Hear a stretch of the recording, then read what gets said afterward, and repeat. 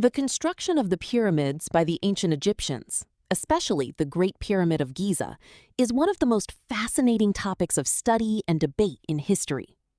While no complete written record of the process exists, based on ancient references, modern technology, and the traces used for replication, scientists have deciphered parts of this process. Essentially, they were not allowed to use algorithms or receive assistance from extraterrestrial beings. Instead, they relied on superior intellect, disciplined organization, and extraordinary teamwork. Below is the core of the process that the ancients employed. Stone quarrying and transportation. The Giza pyramids are composed of approximately 2.3 million blocks of stone, primarily limestone and granite, each weighing from 2.5 to tens of tons. Stone quarrying. Most of the ordinary limestone was quarried directly from quarries near the construction site. Copper chisels, stone hammers, and water-soaked wooden wedges, wood expands when wet, cracking the stone, were used to split the large blocks. Water transport. Heavier granite blocks, used for the interior structural chambers, were quarried from Aswan, over 800 kilometers away, and transported by boat along the Nile River during the flood season when water levels were high. Land transport.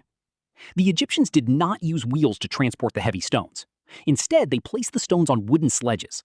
A significant archaeological discovery reveals that they poured water onto the sand in front of the sledges. Water moistens the sand, reducing friction by half, making it much easier to drag the massive blocks of stone. 2. Positioning and leveling techniques. The precision of the pyramids amazes even modern engineers.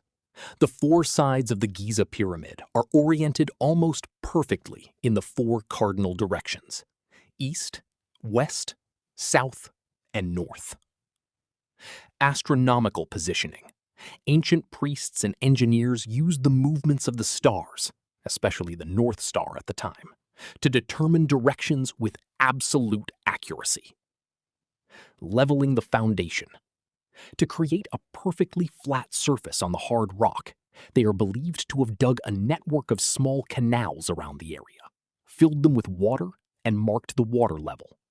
Then, they chiseled away the protruding rock to create a mirror-like flat surface.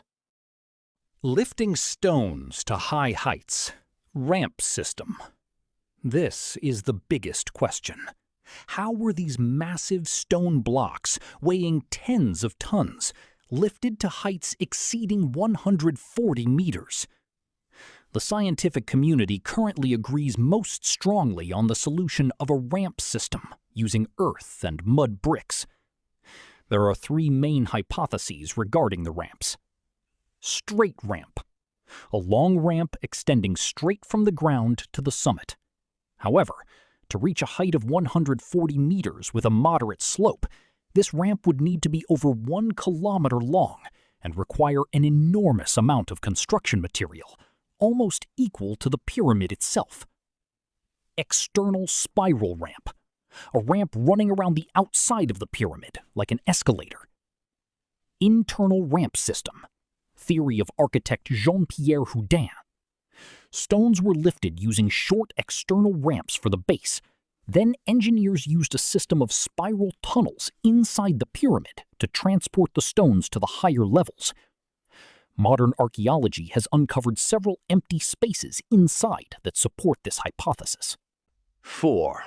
The finishing layer. When we look at the pyramids today, we see rough, yellowish-gray stone steps. But when they were first completed, they looked completely different. The pyramids were covered with a layer of smooth, polished white limestone. This layer reflected sunlight, making the pyramids sparkle like jewels in the desert. Over time, this limestone layer has either chipped away or been removed by later generations to build Cairo. At the very top was a pyramidal block called the pyramidion, often gilded or made of precious stones to catch the first rays of sunlight each day. 5. Who built them? Contrary to the popular misconception, spread through films, that the pyramids were built by tens of thousands of beaten slaves, archaeological evidence at the workers' village near the pyramids vindicates this. They were free laborers, skilled craftsmen, and farmers who took advantage of their free time when the Nile River flooded their fields, making cultivation impossible. They were organized into teams, given exciting names like Friends of Khufu. They were paid in wheat and beer and received excellent medical care. Archaeological findings of workers' bones with casts and successful surgeries demonstrate their high regard.